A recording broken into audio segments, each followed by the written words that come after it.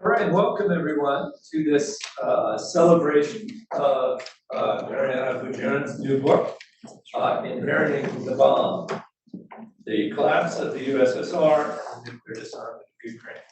I want to especially recognize Mariana's family.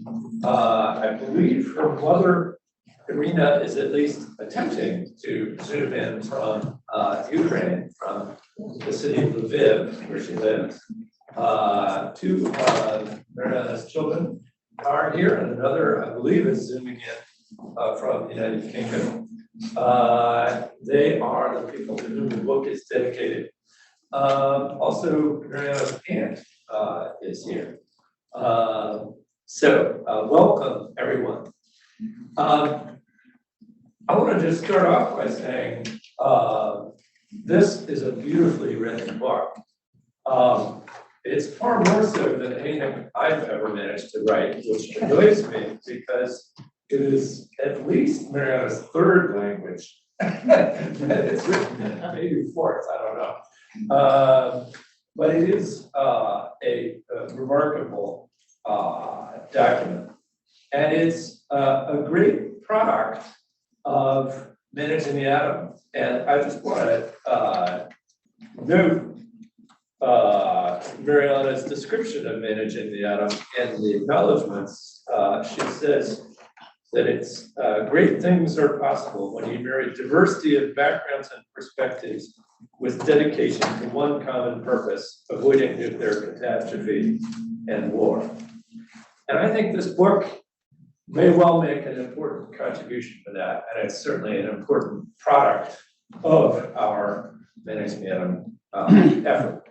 But don't read the book only because it's beautifully written. Read it for the facts, for the history, for the analysis, and the wisdom that is incorporated there. Mariana makes the case, a more difficult one today, as she notes, that Ukraine made the right choice in eliminating the nuclear weapons that were left on its soil when the Soviet Union collapsed.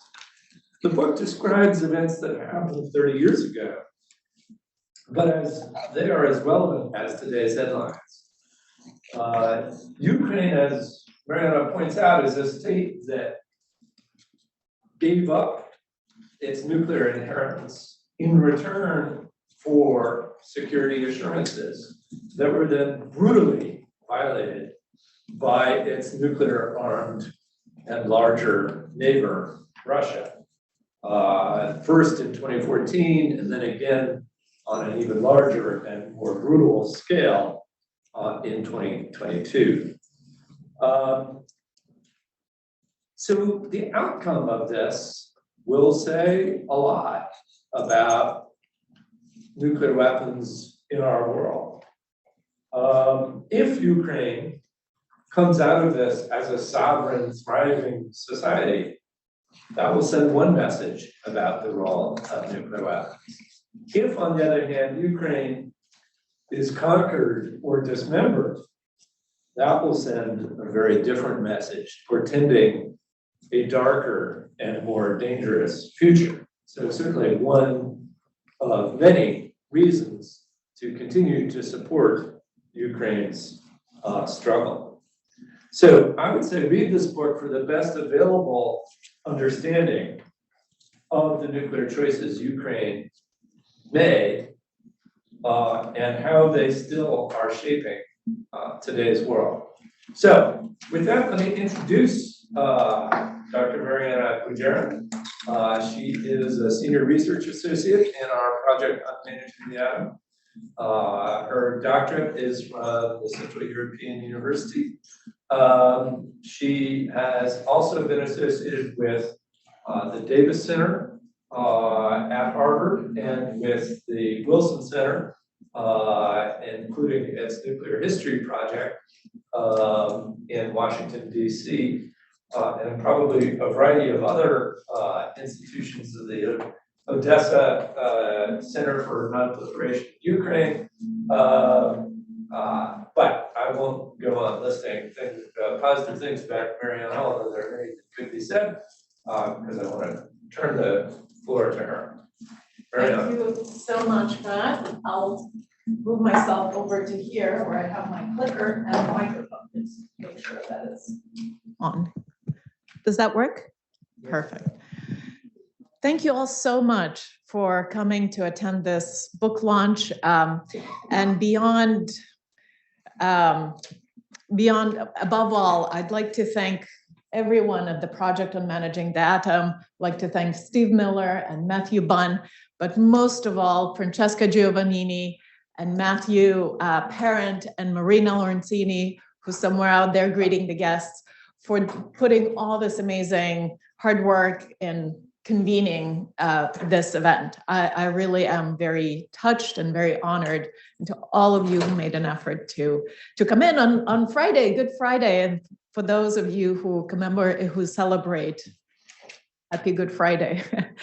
I will go on for about 20 or 30 minutes to not to recap sort of Ukraine's path towards nuclear disarmament. That's described in a book, but I thought I will focus on some of the takeaways, perhaps three important takeaways that might be most relevant for today.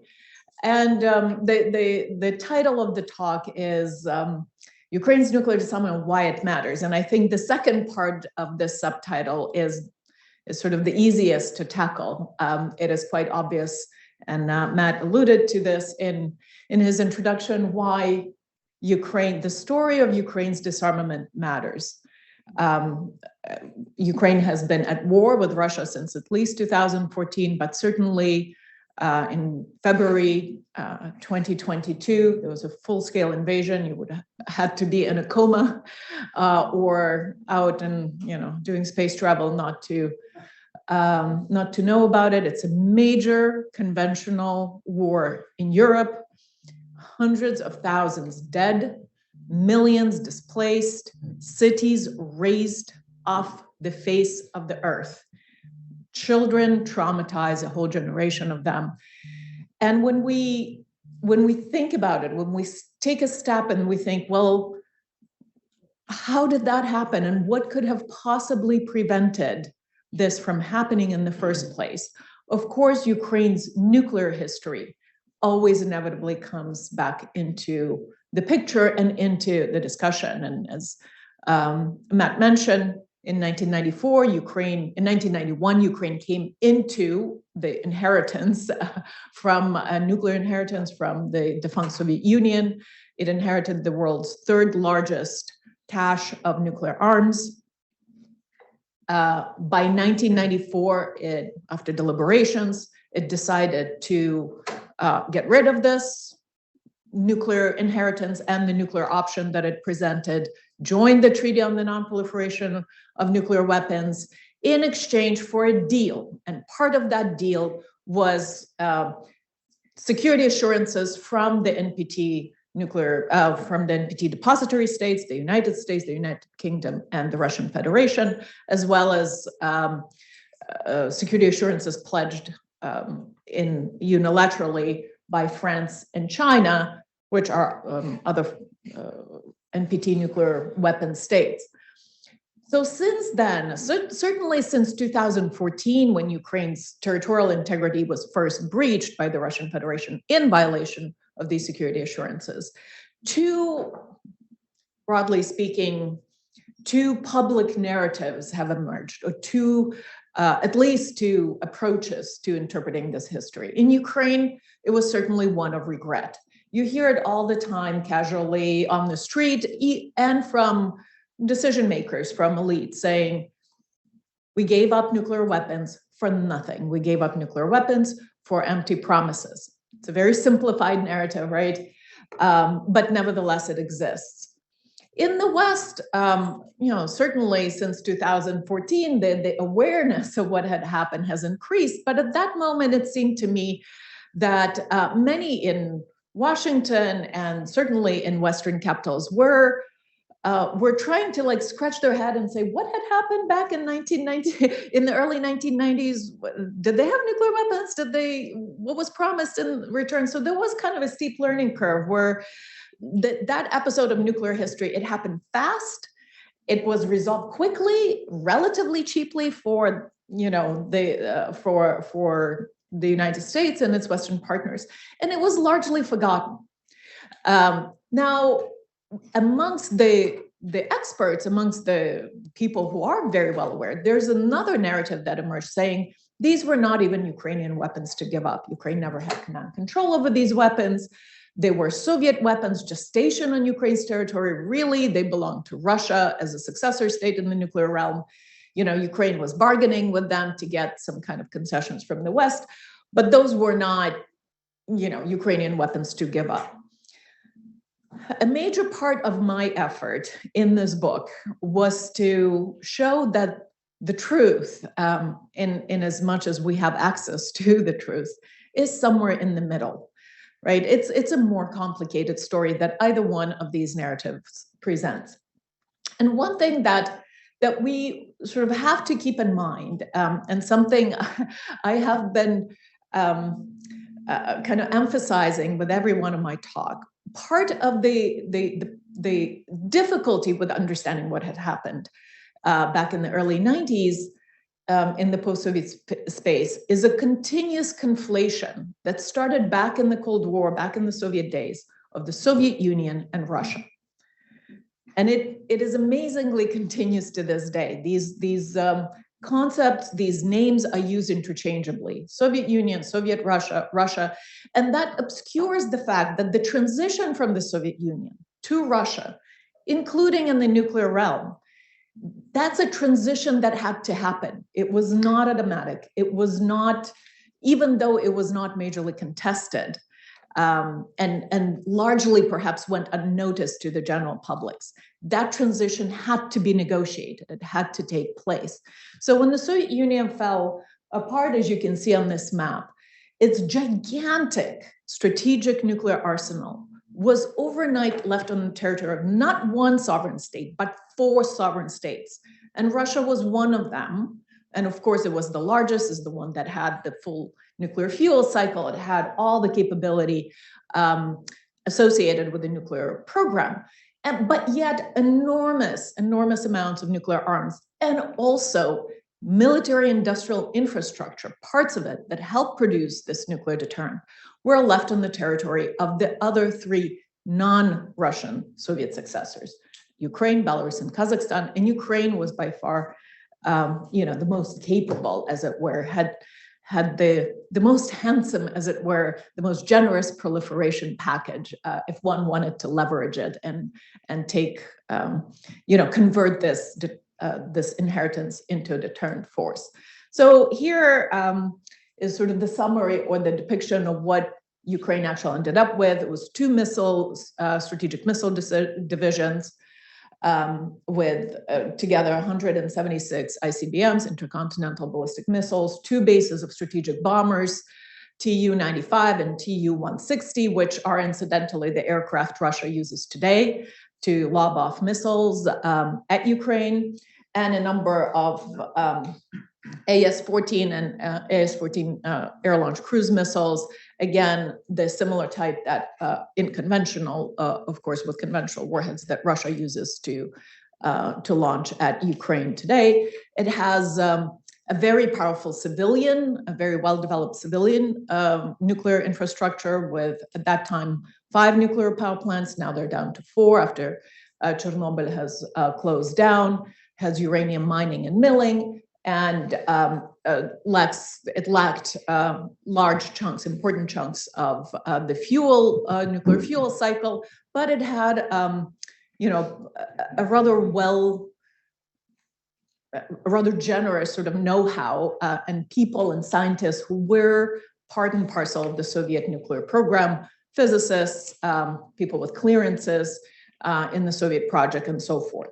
So my first takeaway, to which I will move in a minute because I shuffle some slides. But so when Ukraine really deliberated these options in this nuclear option in earnest, there were sort of a number of things on both sides of this ledger, whether to keep to hold on to this nuclear inheritance or whether to surrender it. And of course, there on the side of the ledger, the factors that are in favor of nuclear retention were the security concerns vis-a-vis Russia, and those were present right away. It was very early on in Ukraine's sort of path of establishing independent statehood that many Ukrainian leaders realized that maybe this new Russia, the Yeltsin's Russia, the fellow aspiring democracy, that which Yeltsin pledged would be just an equal amongst equals, right? That country might still be a chip of the old block. That might be a continuation of the same paradigm that has kind of subjugated Ukraine and prevented it from gaining statehood. And the most severe tensions were over the status of Crimea, over the division of the Black Sea Fleet, and actually over the status of strategic nuclear forces in Ukraine's territory itself. So with these security concerns, there was also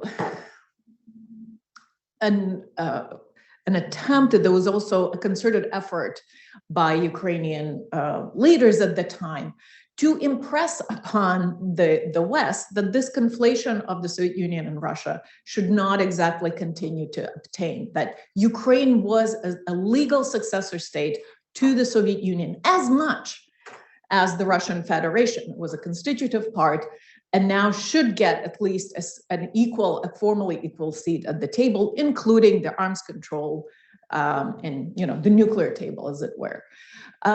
Very soon, Ukrainian leaders also realized just how important the nuclear issue is to in Western capitals that were before, Ukraine and Kiev, and as well as Minsk and Almaty, were these obscure regional provincial capitals, and that nobody would really in Washington pay much attention to them. The nuclear issue really glued US policy attention to those regions, and high-level delegations started rolling in. And the first thing they asked was nuclear weapons. And I think that inadvertently, in this sort of counterintuitive way, elevated the value of nuclear armaments in the eyes of Ukrainian leaders to say, well, the Americans think these things are so important, they probably are. And of course, there was an internal lobby. Ukraine was a major base for missile building, for aircraft building. There were big chunks of former Soviet military-industrial complex in Ukraine. There were 30,000 missileers that were deployed in Ukraine. All these people stood to lose their jobs should Ukraine disarm. So of course, there were internal interests. But I have to say the civilian military kind of balance held, and most of the decisions were really made by the civilian leadership without the pressure from the military. Equally, though, there were very, very salient factors that weighed in favor of disarmament. It is worth noting that Ukraine started its path towards independent statehood with its declaration of sovereignty back in 1990, a full year before the Soviet Union fell apart, with a declaration to become, or the declaration of its desire to become in the future, a nuclear-free state. Why? Well, Chernobyl was a major part of that reason. The kind of social trauma and the pervasive anti-nuclear sentiment that was left behind by the world's worst nuclear catastrophe really left its imprint. And the person who introduced this anti-nuclear clause into the Declaration of Sovereignty in 1990, and with whom I had the privilege to talk, had the privilege to interview him, Ivan Drac, he's no longer with us, unfortunately. He said it was the Chernobyl mood of the time. All things nuclear were associated with this oppression from Moscow, including nuclear arms. Ukraine had very limited economic resources. The transitional crisis after the Soviet Union was severe. And if you have very limited resources, do you really make a decision to channel them towards, building up a nuclear fuel cycle, for instance? And also, severe need for Western Western financial support, including from IMF and World Bank, structural funds to support Ukraine's currency and such, Ukraine very quickly understood that it could not count on that kind of support from the West if it started even hedging bets on the nuclear front. So overall, I would say all of these kind of combined, and most importantly, Ukraine was emerging, let's remember, from this kind of totalitarian empire, from the evil empire branded as such by Reagan, as an aspiring democracy, right? This kind of past Soviet, the Soviet history was the past Ukraine sort of tried to leave behind, and it wanted to join the international community on good terms. And very quickly, Ukrainian leaders understood that that would not be possible should Ukraine start hedging its bets on the nuclear issue. So my argument is that Ukraine surrendered this inheritance, not only because of the things it wanted to get, like the security assurances, like the financial compensation for fissile materials contained in the warheads, or things it really wanted to avoid so much, but because of the kind of country it wanted to become. It wanted to become a part of Europe, a part of the international community in good standing, and it very quickly understood that disarmament, full disarmament, was a pathway toward that. So the first takeaway is that Ukraine had options and it had agency. So people who say those weren't even Ukrainian weapons to give up, well, you know, North Korea and Pakistan were also countries that at some point did not have nuclear weapons and did not have scientists and were a lot less kind of prepared for this journey that Ukraine had been, at the start in 1991. And yet with persistence, with creativity, countries have proved that it's possible for sort of a rather underdeveloped or economically struggling country to develop a nuclear deterrent. Ukraine had a lot more than that in 1991, so it did have options. The fact that it made the right decision does not alleviate the fact that there was a decision to be made. Ukraine also had, more than other kind of aspiring proliferator or a state with nuclear ambitions, it had a claim to legal succession to one of the world's major nuclear powers that was a recognized nuclear weapons state under the NPT. And really, in the conventional realm, in the realm of conventional armaments, nobody argued about that. It was not an international issue. Whatever tanks and aircraft and artillery, the Soviet armaments that were left in Ukraine's territory, whatever stayed there was properly considered Ukrainian. Ukraine succeeded the Soviet Union proportionally to the conventional forces in Europe treaty, reduced these forces accordingly and so forth. That was not the case in the nuclear realm, simply because, and that kind of brings me to the second takeaway, because of the existence of the international non-proliferation regime. So Ukraine, it was not a free-for-all. Ukraine joined a world which had a certain order, and the nuclear order was a major part of the broader international order. Because the NPT existed, the Treaty on the Non-Proliferation of Nuclear Weapons, and it recognized only 5 nuclear states: Soviet Union, the United States, France, UK, and China. The very intention, the very purpose of this treaty was to curb the proliferation of nuclear arms around the world, to ensure that there are no more nuclear states that emerge. So for Ukraine to succeed, or to claim to have succeeded, to want to succeed, the Soviet Union, and still be within the framework of the NPT, was unsustainable on the basis that that would go against the purpose and object of the treaty. That simply, not only in political, but international legal terms, could not be done. And so these were sort of the barriers, as it were. This was the framework up against which Ukrainian decision makers came up. Even those who didn't think much of the NPT, they still had to reference those terms internationally. So the second part of my argument is that, the NPT really shaped and framed the negotiations about Ukraine's nuclear inheritance. And it is recognized not only by, eventually by Ukrainian decision makers, but also by Americans who said, you know, if NPT wasn't around, it would be a lot harder for us to say, okay, Russia could have these weapons, but you guys can't, right? And finally, the third takeaway, and I'm almost done there, is the one that pertains to negotiated agreements and negotiated solutions. In particular, the famous or now infamous Budapest Memorandum on Security Assurances to Ukraine in connection with its accession to the NPT. Certainly, you know, it was a major part and very important part of the deal. The Ukrainians negotiated really hard with very little leverage.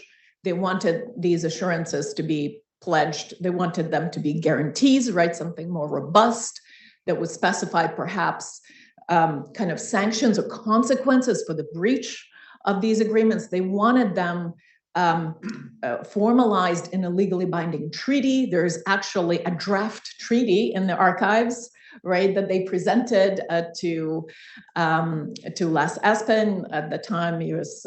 Secretary of Defense, and Stroop Talbot, who was ambassador at large in the Clinton administration. They really tried very hard to make this a more robust deal for the settlement, this nuclear settlement, to really be some kind of part of this new European security architecture. For instance, an idea of a precedent of Austrian state treaty, 1955, was floated. So some kind of guaranteed neutrality, right?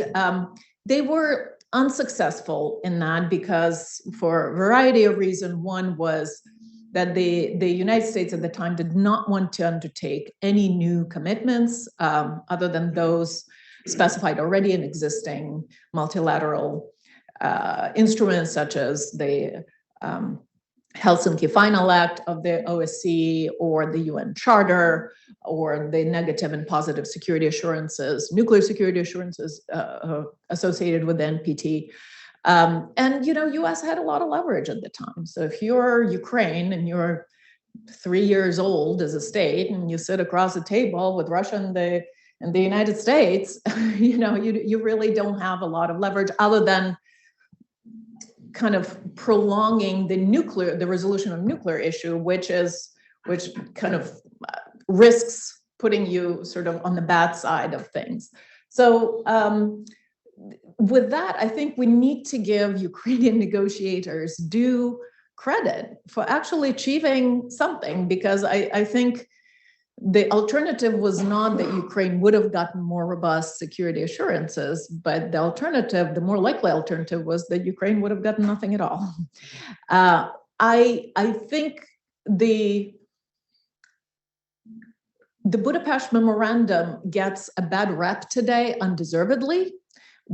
Its significance was that it was a document, an important political document signed by the heads of state of 3 nuclear states and Ukraine, that became that accompanied Ukraine's accession to the NPT and became part and parcel of that broader non-proliferation regime. So any affront in that document inevitably reverberates through the entire system. But the lesson maybe for states and policymakers is that in international space, really agreements, even legally binding agreements, are very much what you make of them. Ukraine seemed to have rested a bit on laurels. It signed something that said guarantees, security guarantees in Ukrainian. That's how it was translated in Ukrainian and Russian, actually. And instead of using this as a framework for deepening security and defense cooperation with the United States or with NATO, it sort of said, all right, well, we have this piece of paper, we're good. It says guarantees on it. That was certainly, and then, 2014 rolls around and they pull it out, and, that at that point, it's a little too late. Post 2014, I think the United States and other signatories, the United States and United Kingdom, could have made a lot more of that document if they chose to. Again, it is certainly a matter of interpretation. There's such thing as the spirit of the agreement. You can interpret it as narrowly or as widely as you choose. And at that time, the United States and UK did not choose to interpret it in a wider sense and context. And generally, the enforcement of agreements is difficult, right? Once they're breached, it's very hard to remedy. And international norms are like trust. It's very, very difficult to build and very easy to breach. When it works, it's great, right? But they're rather fragile. So with that, now that we're in the world in which these commitments have been breached, and where Ukraine did, make a decision, made the right decision, I think back in the day, and yet left itself, as it were, exposed for a variety of reasons to Russian aggression. What kind of consequences, what kind of repercussions does this Ukraine's nuclear history and contemporary developments hold for the global international order? Well, the war in Ukraine broke out in a space that was not covered by nuclear deterrence, right? Ukraine did not have a deterrent of its own, nor was it protected by a deterrent of an ally. So it was a deterrence vacuum. And in a way, it's not surprising that a war should have broken out in that space. What's happening in Ukraine seems to be a boost for the system of deterrence to show, listen, these kinds of things are possible when you're not covered by nuclear deterrence. And equally conversely, the mechanics, the workings of nuclear deterrence seem to contain the conflict within the borders of Ukraine. Now, a year and a little bit on, we have the original two belligerents, the original two sides of the conflict, of the war, the Russian Federation and Ukraine. On the original territory, still in Ukraine's territory, the war has not spilled out east or west. And it's hard not to agree that, the dynamics of nuclear deterrence really do play a role here as a restraining factor. This is bound to make, I think, a greater demand on US security guarantees and security commitments to its allies elsewhere that are watching this, right? So instead of diminishing the role of nuclear weapons in the world, at least the optics of this war are likely to at least leave that in place, if not increase it. On the other side of the ledger, certainly Ukraine's story and the optics of it are very damaging to the system of nuclear restraint and non-proliferation, showing, this is what happens to a country that's not protected by nuclear weapons. And was it really a wise move to give this up? And now, we as scholars can certainly do our utmost to say the story is more nuanced. The Ukraine would have had to do all these different things back in the 90s in order to establish command and control, in order to, build up a proper nuclear program. But we certainly can control in every aspect the way other states with their own interests might choose to interpret this story. These kind of public narratives and optics, they do matter as well. And I wonder if a state that finds itself, in a similar security predicament where it can't possibly rely on a security guarantee by a patron, by an ally, and is threatened by a more powerful, conventionally, economically, and otherwise adversary, whether they might not make a different set of conclusions, those in favor of retaining or embarking on a nuclear program. And so our job as scholars who are trying to diminish nuclear risk and stave off proliferation, our job has just gotten a lot harder. And with that, thank you all so much. And I would love to field some questions from you and those in the audience as well. Thank you. On Zoom. I believe we're actually turning this to Steve for a few. Oh, that's right, Steve Miller.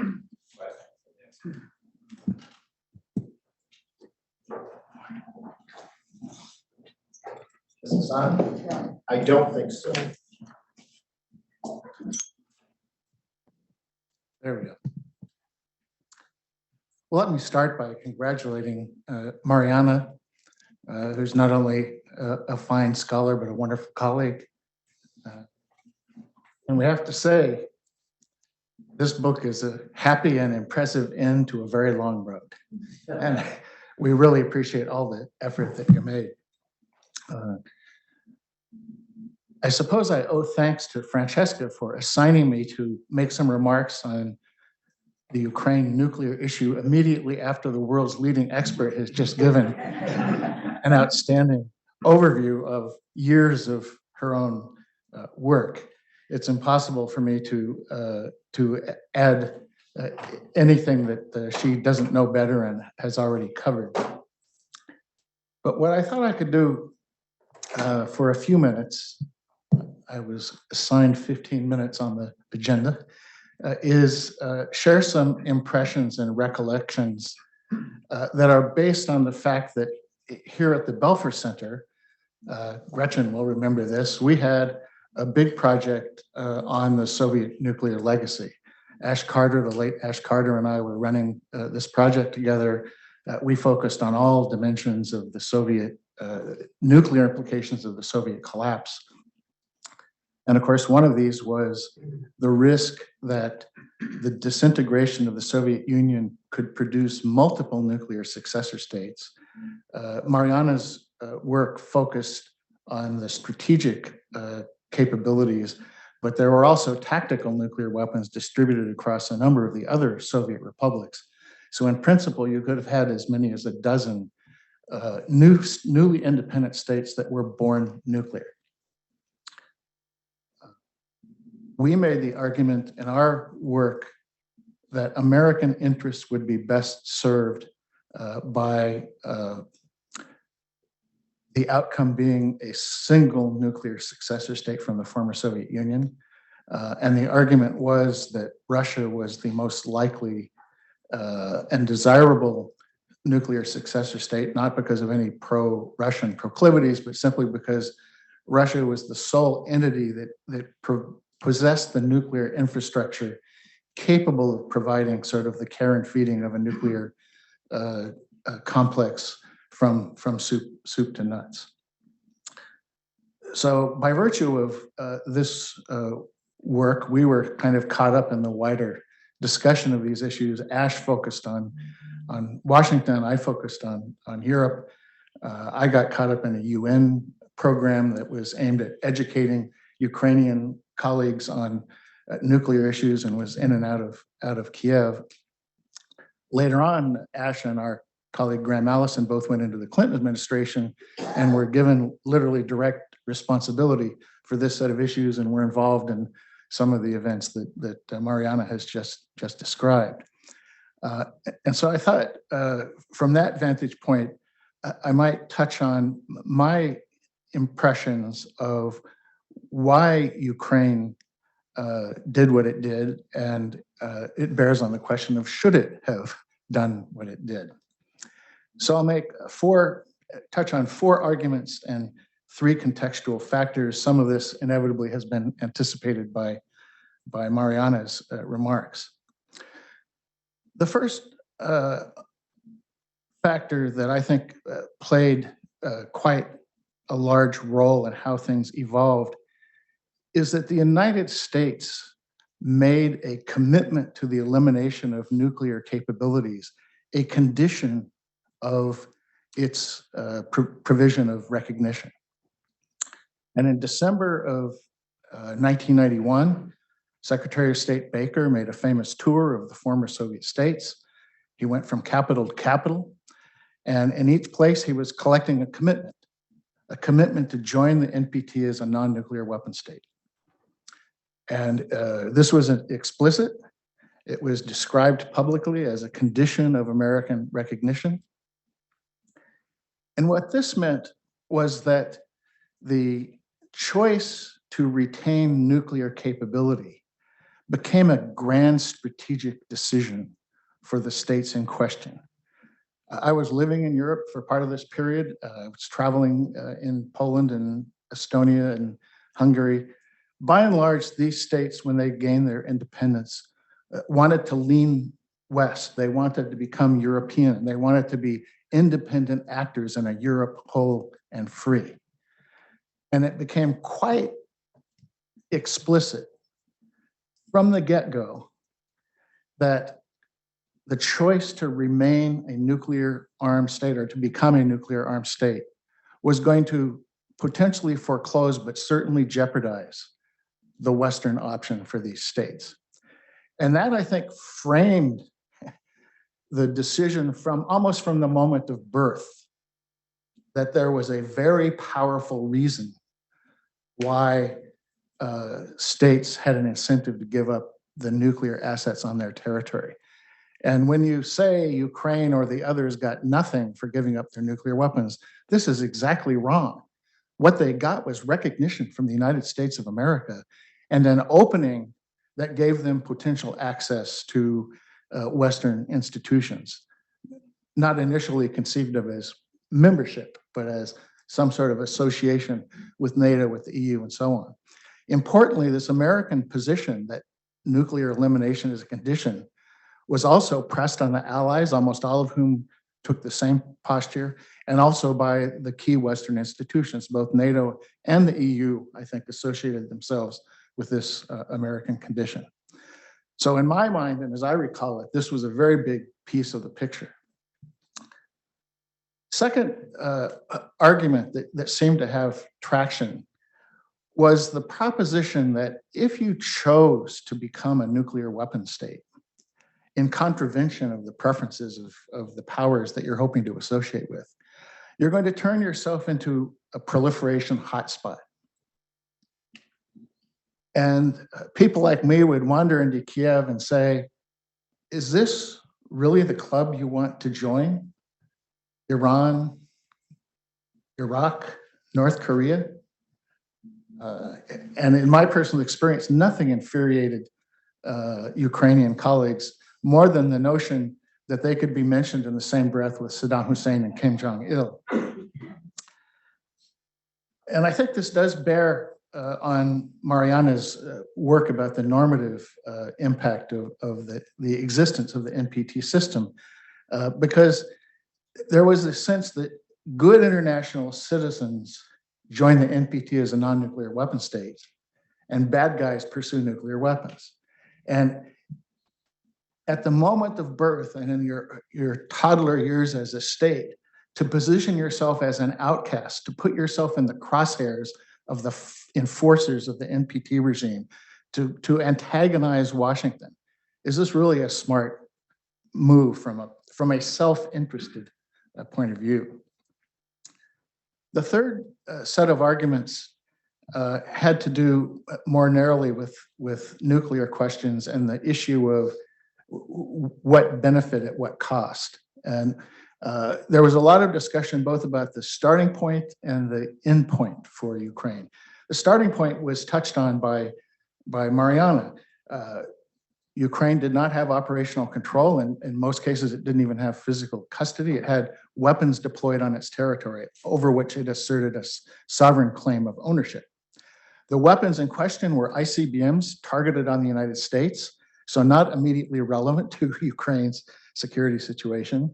Ukraine had only modest fragments of the infrastructure that would have been necessary to provide comprehensive, careful custodianship of a nuclear arsenal.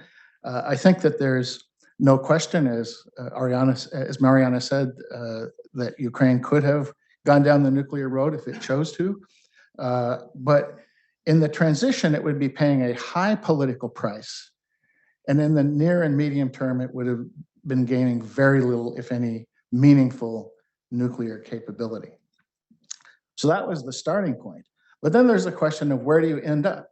And the answer is you end up with a nuclear arsenal that inevitably will be inferior to Russia's, that will probably be vulnerable, Ukraine does not have good access to the sea, which is the only milieu in which you have highly survivable forces. You have to ask, under what circumstances would Ukraine be advantaged in initiating a nuclear war with a superior Russian capability? And if you believe that some sort of stable mutual deterrence relationship could have existed between Ukraine and Russia, then you have to ask whether or not the famous stability-instability paradox doesn't exist in the Russia-Ukraine relationship, just as it exists in many others. And that is, if nuclear weapons neutralize each other, it leaves room for conflict at lower levels, and particularly for what people used to call salami tactics, like taking a chunk of a country, maybe Donetsk, for example. So it wasn't clear that nuclear weapons, even in the end game, were going to provide a robust or reliable solution to the fundamental security challenges that faced Ukraine vis-a-vis Russia. And then the fourth issue that I recall being really quite evident in the discussions of the day is that it could be immediately dangerous to try and take control of and convert into an operational nuclear capability, the nuclear assets on Ukraine's territory, because these assets were really in Russian hands. Not clear that the Russians were going to relinquish them voluntarily. It was not clear that the Russians wouldn't try to remove them forcibly. If Ukraine resisted, this was likely to produce conflict in 1992 or 3 rather than in 2014 or 2022. So this looked like a pretty sporting move. Furthermore, by the time you get into the Clinton administration, the United States is firmly committed to the objective of a single nuclear successor state emerging from the collapse of the Soviet Union. And what that means is that we might have tolerated or even acquiesced in a Russian unilateral move to withdraw the nuclear assets from Ukraine. So grand strategy, proliferation hotspot, think through your nuclear scenarios, and gee, maybe it's not so smart to provoke the Russians. Those, to my recollection, were a family of very influential notions that affected how the debate played out. And then I just close very, very quickly by saying that these kinds of arguments were taking place in a context that I think had some bearing on the way the debate unfolded. And I would touch on 3, at least one of which Mariana has already touched on. Chernobyl was in the air, right? This was a fresh memory, and it had happened in Ukraine. And obviously it wasn't nuclear weapons related, but basically things nuclear did not have positives associated with them for much of the Ukrainian public. So that was a very important contextual factor. Secondly, Yugoslavia. In mid-1991, Yugoslavia collapses, disintegrates into 5 successor states. The result is hellacious violence, ethnic conflict, ethnic cleansing, genocidal binges, hundreds of thousands of refugees. And I recall hearing over and over again in discussions in Kiev, the notion we don't want the collapse of the Soviet Union to be Yugoslavia on a large scale, which it could easily have happened. And in this context, the idea of picking a fight with Russia over the nuclear deployments on Ukrainian territory maybe didn't seem like such a good idea, because there was this object lesson out there about what happens when the disintegration of a state spills into violence, right? Yugoslavia had a decade of bloodletting, right? And the former Soviet Union has hardly been a paragon of peace, but it didn't experience what Yugoslavia experienced. And the last point, the last contextual factor, which Mariana touched on, but I think was large in people's mind. This was the New World Order. This was US-Russian strategic partnership. This was early Yeltsin's agreeable Russia. And we know what happened next, but they didn't know what was going to happen. And I think there was a sense in which we had high hopes for a more cooperative security order globally. We had high hopes for a European security architecture that was inclusive and effective. And in this hopeful moment, maybe it wasn't so crazy to make the decision that Ukraine made about its nuclear status. So I end by echoing Mariana in saying that when we look back carefully, the realities turn out to be more complex than the simplicities we like to impose on our memories. And I still think that there is a case to be made that for Ukraine, the costs of nuclear acquisition exceeded the benefits, and that the benefits that Ukraine obtained from the decisions that it made were far from trivial. Best I can do. All right, thank you, Steve, and let us open the floor to questions, discussion. Mariana, do you want to handle them or shall I? Yeah, we can. Right. I'm Mikhail Filipenko, visiting researcher at Harvard Law School and researcher at the Carr Center. So Mariana, thank you very much for this wonderful book. I read it back in January. It's page turner, terrific, insightful. I want to shift the discussion. So I agree that under the circumstances for Ukraine, it was the right decision. But I want to shift to a discussion whether it was the right decision for Washington. So as far as I understand, in your other articles, and Stephen Piper mentioned that some people like Dick Cheney, Scowcroft, they supported the disintegration of the nuclear arsenal of the Soviet Union and giving Ukraine, Kazakhstan, and Belarus nuclear capabilities. And I think in the academia, John Mearsheimer supported the idea because he predicted that the conflict may occur. And so the first point with the NPT, and you rely on the US memos, legal memos, they explained that the object and purpose of the NPT was to have only 5 members.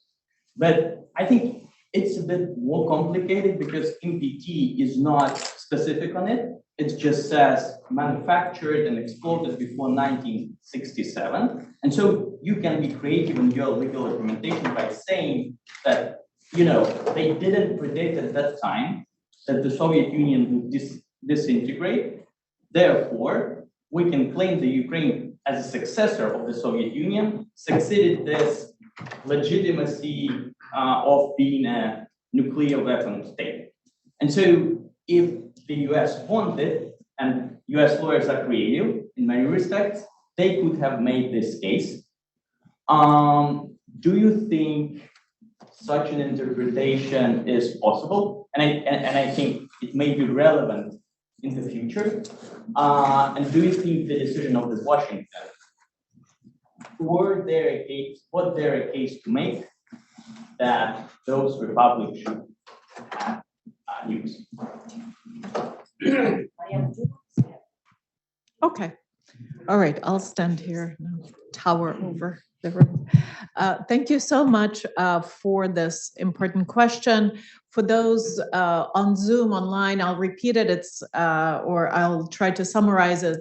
It's about the international legal aspects of Ukraine's succession to the NPT, whether there was an international legal case to make under the NPT, and about the kind of perhaps not uniform stance within the Washington, amongst the Washington sort of elites about the nuclear succession issue.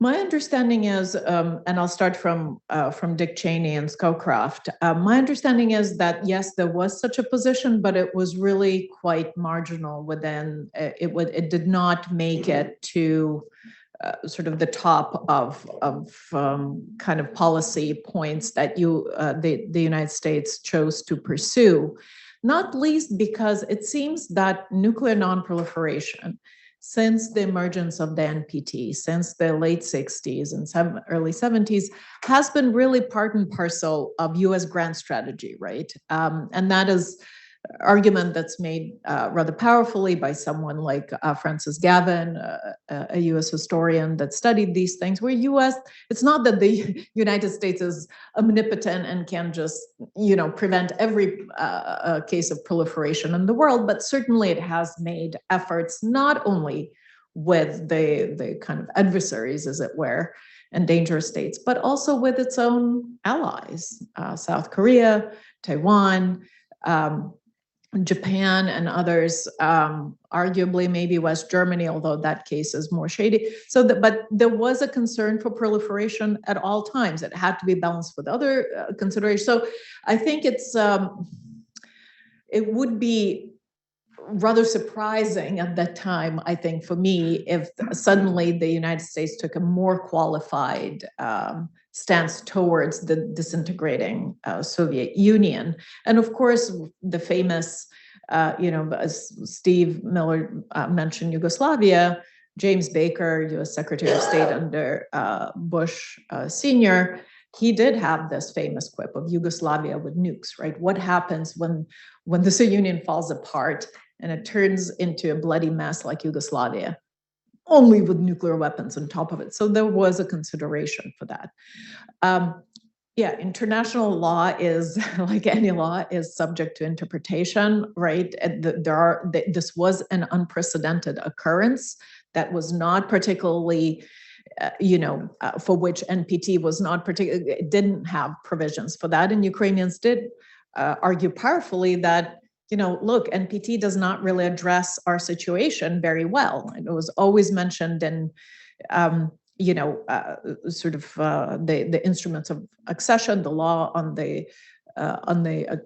accession to the NPT, and sort of these points that Ukrainians included said NPT does not account for our situation. Nevertheless, we claim to be, we are legal owners of these assets, of these nuclear assets.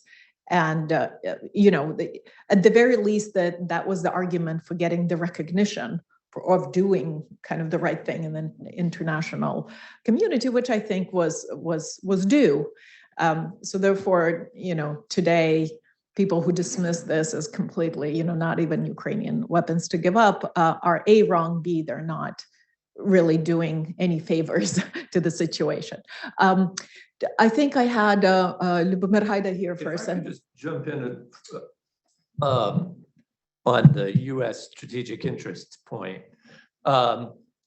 It's true that at least briefly, Scowcroft and Cheney thought, well, they'll each have smaller nuclear forces and therefore we'll have superiority.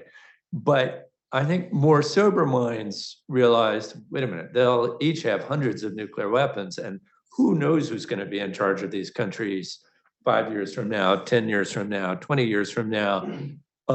With the fundamental point of the NPT is more fingers on the button means more chance that button's going to get pushed. We want to have fewer fingers on buttons that are pointed conceivably in some future scenario toward us. So I think it was, as Stephen Ash's work indicated, overwhelmingly in the US strategic interest to take the position that it did take, that we only want one nuclear weapon state coming out of this.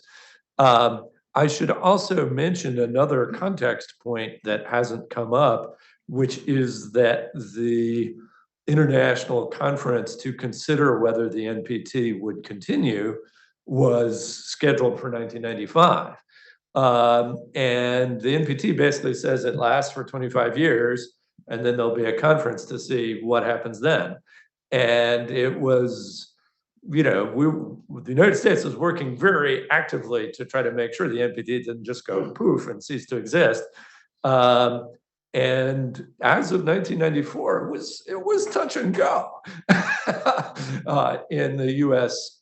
Thinking, and certainly having a sudden pulse of nuclear armed states would have been a disaster for the effort to. But ultimately, NPT was extended indefinitely, somewhat to my own surprise, I have to admit. But that's another important part of the context from the U.S. strategic decision-making point of view. Sorry to interrupt. Yep, please. Nuclear Haydan, retired associate director of the Ukrainian Institute. And first of all, again, congratulations. We talked about these issues many times, and it's going to be very exciting to see how you finally put it all together. I think that you may wish to tweak a little bit your introduction when you talked looking backwards, the regret on the Ukrainian side and the oblivion on the Western side or American side. Probably people here know, but I haven't heard it mentioned. 2 days ago, former President Bill Clinton, putting this on the 3-2 headlines, admits regret for having Ukraine give up nuclear weapons. Another Bill Clinton might nuke deal to blame for Russia's invasion of Ukraine. So I think one should look at the revisions in the assessments, in the future. But actually would like to look not in the future, but in the past. One of my concerns has been looking at the expertise that the Ukrainian side brought to the negotiations back in 1994.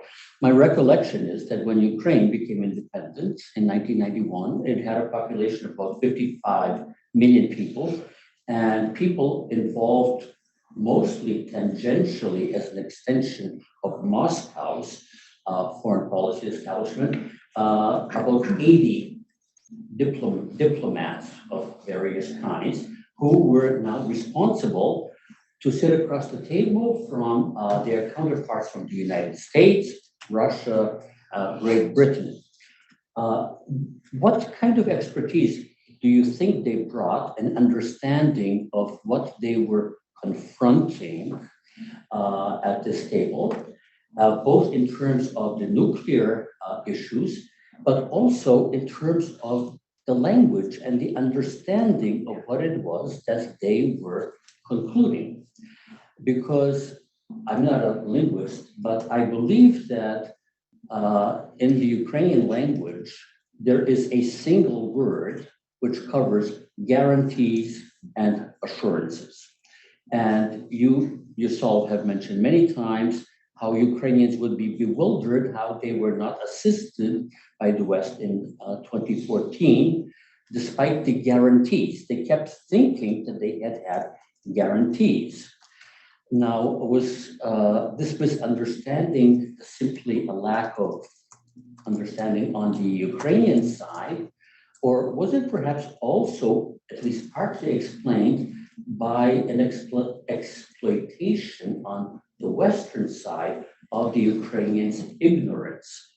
Okay. That's a deliberate manipulation of this to get them to. That's an interesting thought. So thank you so much, Luca, and thank you for coming in today. So first about the regrets and the recent quote by, I think some of the headlines might be misleading if you read carefully what Clinton said. He said he felt personal responsibility for that deal. He didn't say, I really regret that I put pressure on them. I mean, clearly there is, it's easier, it's not difficult to read that into it. I think perhaps the United States could have been more understanding at the time of Ukrainian security concerns, right? So it's not a matter of maybe let's let them keep nuclear weapons, but maybe let's meet their demands kind of in a more appropriate or a more close way. Security versus guarantees and Ukraine's expertise. You're absolutely right that, you know, the Soviet military and a special nuclear complex, that it went right over the heads of the Soviet, of the Republican leadership, right? The leadership of the Soviet republics. So right after declaring independence in August 1991 and starting to interact with Western policymakers, it was a very steep learning curve for everyone involved in Kiev, and certainly also in Belarus and in Minsk and Almaty. You know, after the first set of meetings between Kravchuk, then while still not president, in September 1991, he was the chairman of the parliament, of the Verkhovna Rada, and foreign ministers Lemko, they said they could only, with I think Baker even at the time, they had a conversation, they could only take notes and then say, we'll get back to you later on the nuclear issue, because they didn't even know for sure what was deployed on Ukraine's territory, that Ukrainian leaders were not privy. In terms of, you know, nuclear arms control expertise, Konstantin, I'm blanking now. There was a diplomat that worked in the Soviet Ministry of Foreign Affairs, was a Minister of Foreign Affairs in one, not Herashchenko. Not Herashchenko. Or maybe Herashchenko. I think So Konstantin Herashchenko, who actually did have from the Soviet ministry had, yeah, he did have arms control expertise, and he ended up representing Ukraine at, you know, START negotiations and in the process of making START treaty multilateral, which it became.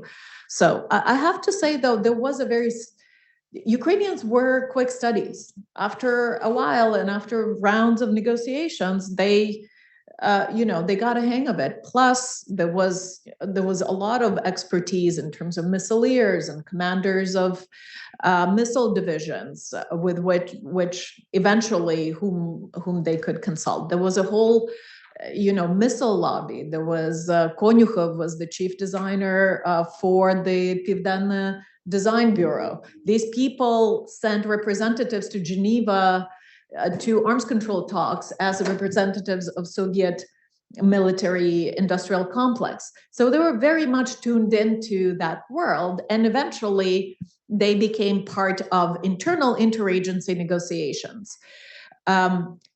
My understanding is that the people who negotiated the Budapest Memorandum on the Ukrainian side knew very, very well the difference between assurances and guarantees. There was no deliberate manipulation. There was no, you know, kind of trying to obscure the real meaning of it. It was explained to them in no uncertain terms. The difference on the US side between the kind of commitment that qualifies as a guarantee that normally involves a commitment of military kind, with military element, military responses, and the commitment that is an assurance in terms of, you know, the signature of the Budapest Memorandum.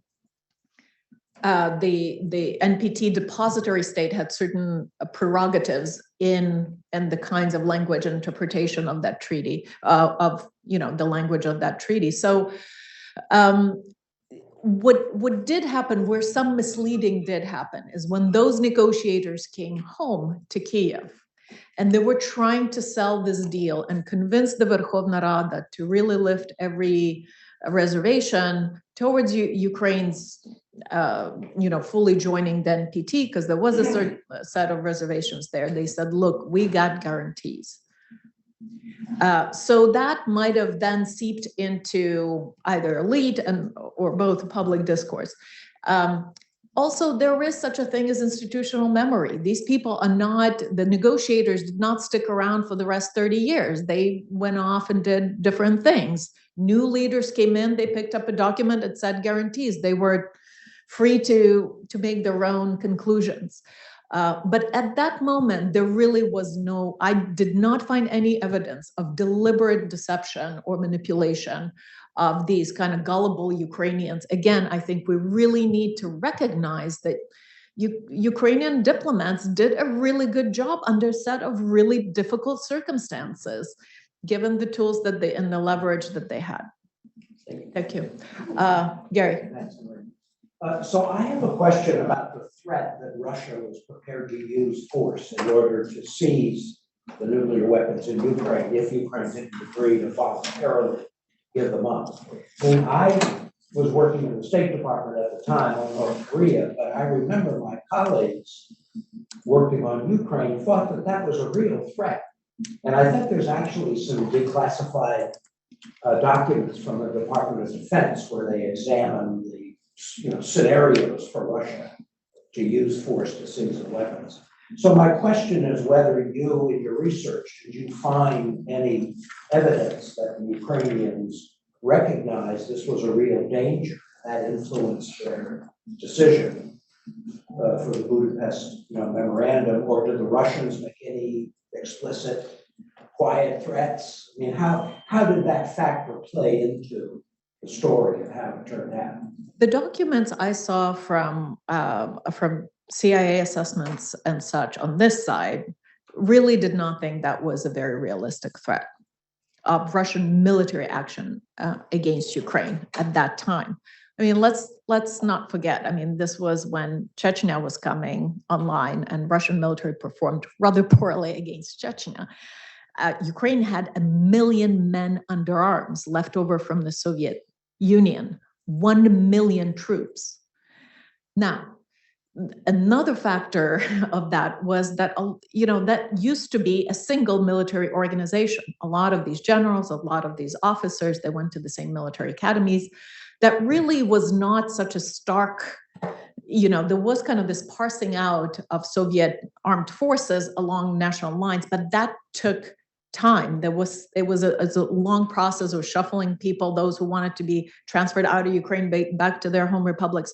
But there really wasn't, just an anecdote, I met, I think was a Ukrainian military attaché at one point in DC after 2014.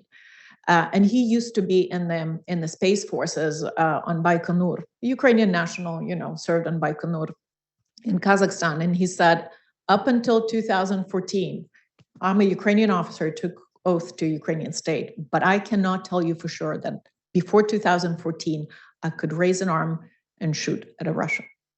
There was this set of very, very profound psychological barriers. I mean, these were people, there were intermarriages, they served all over the place, and that was a different generation. And that is one of the biggest damages done by this war. Then now these people can certainly shoot at each other and will. I think Ukrainians were not so much worried about an invasion, was simply because Russia had so many other levers short of the actual invasion. Ukrainian oil and gas for Ukrainian industry was coming from Russia. All of the nuclear fuel for all of Ukraine's nuclear power plants was coming from Russia. So just that would have been, enough leverage. Ukraine was transparent to Russian security services, to spies. It didn't have the prerogative of secrecy with its nuclear program. So there were a lot of things working kind of in Russia's favors, again, short of any kind of invasion. Hi, my name is Dana Masalimova. I'm a mid-career student here, MPA student at Kennedy School. I'm a diplomat from Kazakhstan. First of all, congratulations on the book. Amazing. I would say that one thing that for Kazakhstan, I think we never regretted giving up the fourth largest nuclear arsenal, given the tragic history of nuclear weapons testing on the ground for 14 years in Kazakhstan. However, in your remarks, you briefly talked about if another country finds itself in a situation that Ukraine is finding itself right now, it should draw lessons. So my question is, as a scholar, what would be your biggest advice to policymakers in Kazakhstan?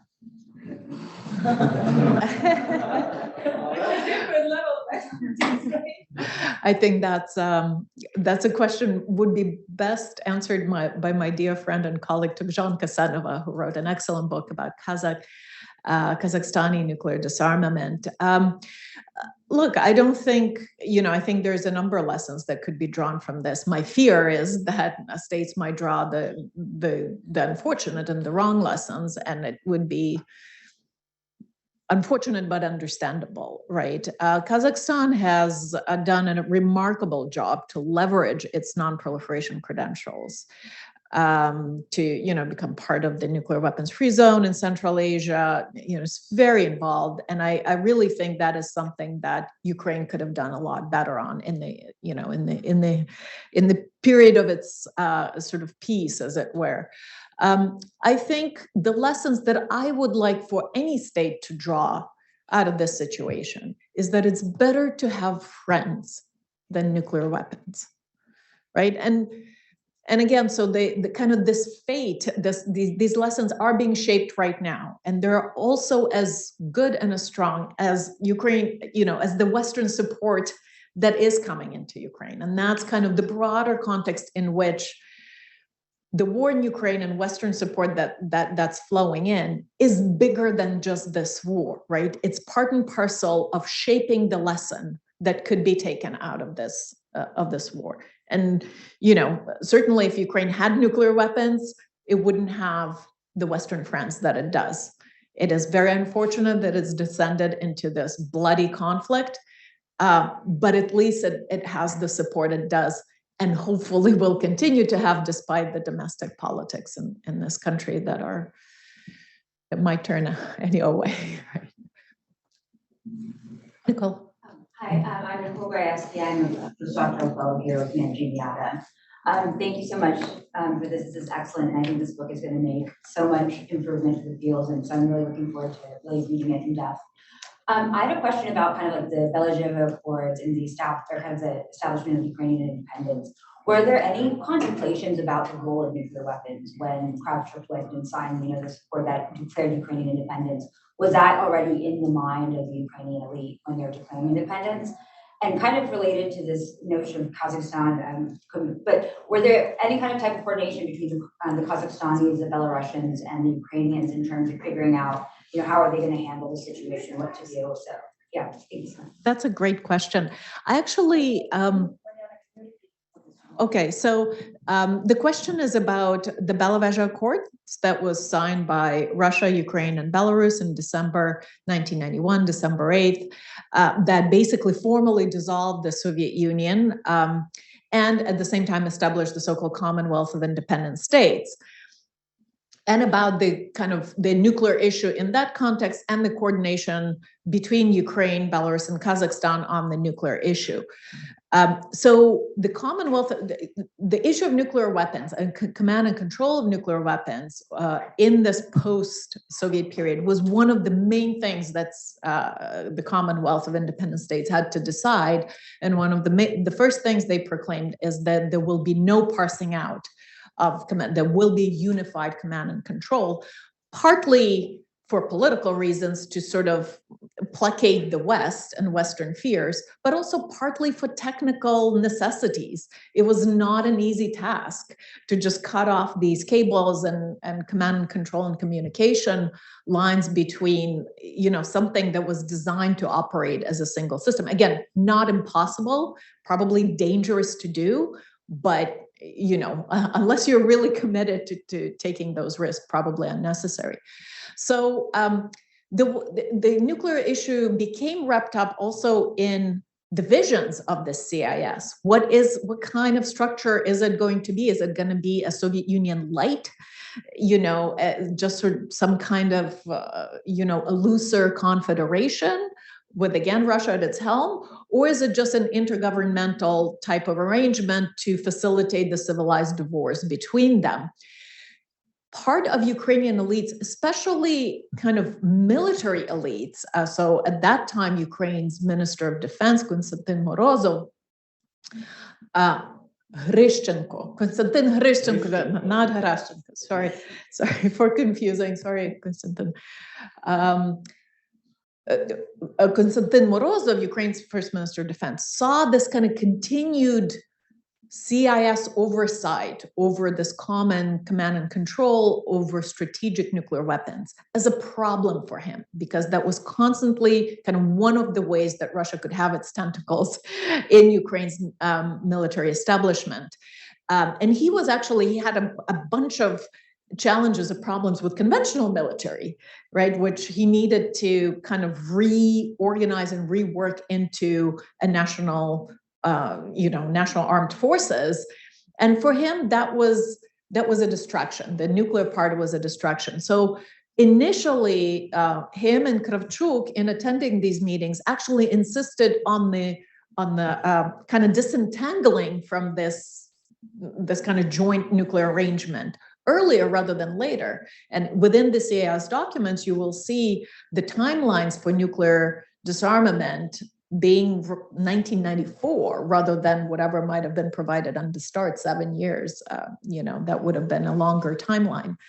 That again changed, not in the sense that the Kravchuk and the company decided we want to be a nuclear state again, but rather not of whether to disarm, but how to disarm, right? You have to, get a good deal. And there was a lot of pressures within the Ukrainian parliament in order to get the executive to sort of perform better. Do we have questions on Zoom? Yes. Okay. Let's take one question, maybe a couple. Sure. All right, we have a question from Elizabeth Boyette, who is an early PhD researcher on benevolence and human autonomy teaming with autonomous weapons systems. The question is that you had a comment on the enforcement of agreements in international relations being difficult, especially if great powers violate that. Could you expand on that a bit, and how can we ensure that agreements are enforced even if there is a risk of violation by a powerful actor or actors? I think we're learning right now just how difficult and challenging it is. Unfortunately, I don't have a good answer to it. I mean, we have a member of the UN Security Council, and one of the major stakeholders in the international system basically violate every rule of that system. And we're finding that our recourse to remedy that it's limited, right? We can't moralize with them. We can't put pressures. I think, certainly, Western powers have been, taken a very, very concerted position. I would say,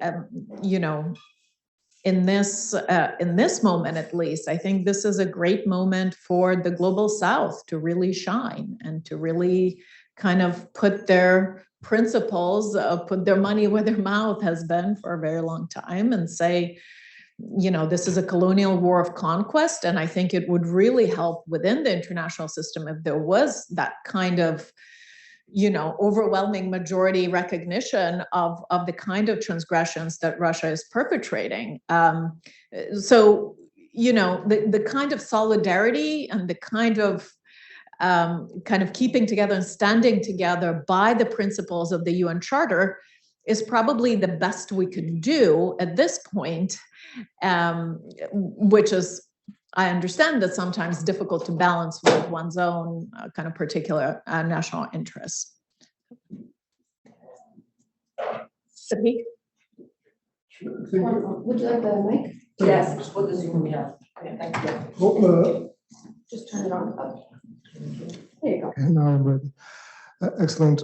Congratulations on publication of this book. I certainly learned a lot from your previous publications, and I look forward to reading this one. One thing that you mentioned, you linked in your presentation, you linked the Ukraine's nuclear disarmament to the war that happened and is going on today. And if I understood you correctly, it was almost, again, a security vacuum that emerged in Europe and was almost waiting, if not asking, for the war. And you also talked about the difficulties that non-proliferation regime faces in this connection. So the question that I have is whether there is a discussion already happening in in the literature, in academia in general, about the possible lessons, what that means, how to move forward. Because I certainly agree that this is a major blow to any new non-proliferation initiatives. And the question is whether we can learn something from 94. Thank you. Could you pass the microphone to your neighbor, because I'll just take both questions together. So my question is pretty similar. I find your assertion that it's better to have friends than nuclear weapons really interesting, especially with regards to the rise of China as being an even bigger nuclear player with its modernization program. Because I feel like North Korea probably wouldn't have nuclear weapons if it wasn't for Chinese acquiescence. And in looking at the examples of North Korea, Iran, Libya, and giving up their nuclear weapons, Iraq and giving up their nuclear weapons, that maybe the cat's already out of the bag in terms of the lessons learned for other countries around the world, particularly in continuing a regime. Yeah, thank you so much for these two questions. So I'll try to address the two of them together. In looking at the lessons, I think I'd like to kind of step back and touch upon something Steve was saying in his remarks. You know, when we think about, or often when we talk about Ukraine, we talk about, you know, whether Ukraine would have been the North Korea of Eastern Europe, whether Ukraine would have been, you know, the Iraq of or the Iran of Eastern Europe, and kind of sort of this pariah state. But we also have India and Pakistan. You know, it's a lot about timing. India and Pakistan declared themselves nuclear states in '98. So 4 years after Ukraine made the decision to disarm, you know, an NPT was happily extended indefinitely. And there was kind of a negative reaction to their sort of joining this nuclear club outside of the NPT. But over the years, it's kind of now accepted, and, you know, we have some kind of sanctions, you know, light regime on both, but really we treat them very differently than DPRK or Iran.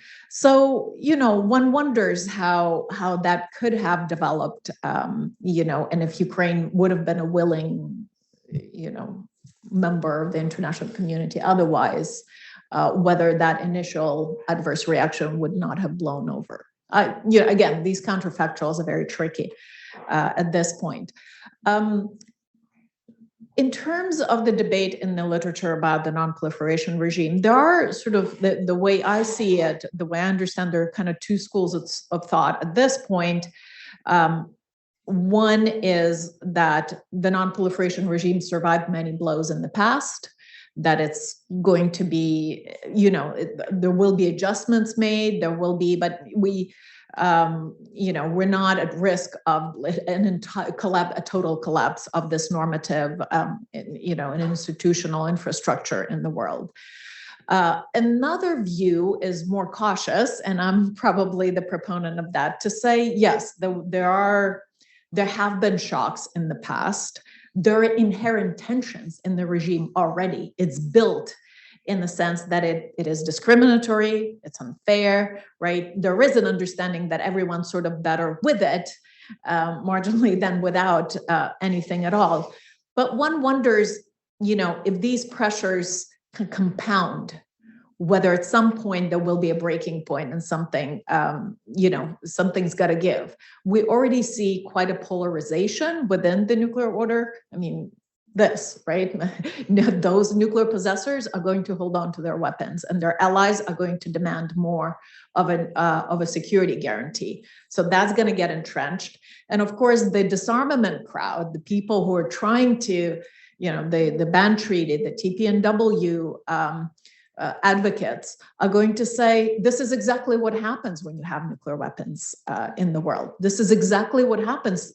States can use them for these nefarious purposes to shield their conventional invasion. So I see these tensions growing, and people getting more entrenched in their prior positions. Whether that will somehow undermine the regime entirely, I am not sure. Certainly no, but I think it will be a lot harder to dissuade, say, an actor like Iran from pursuing a nuclear. Not least because a lot of times these non-proliferation efforts have relied on the nuclear power cooperation in order to reach the deals like JCPOA or like other deals to stave off proliferation. And now we really don't see that prospects for that kind of nuclear power cooperation. So Well, I think we're out of time, unfortunately. We are out of time. It's not out of interest in the subject. So I want to congratulate again, Mariana. I want to thank everyone for.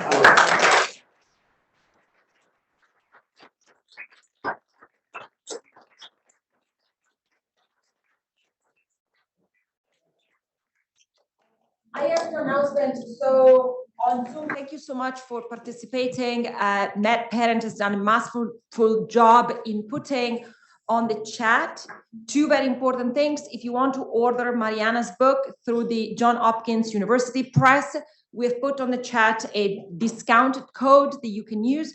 But most importantly, Mariana has handpicked a few charity organizations to support humanitarian assistance in Ukraine. MTA has provided a bunch of copies that Mariana is going to sign for those of you who are in the room. For those who are on Zoom, thanks for attending. And again, if you want to donate, this is we've put a list of charity organizations on the chat for you to reach out to. Thank you so much for coming, and thank you again for this fantastic tour de force, Mariana. Congratulations.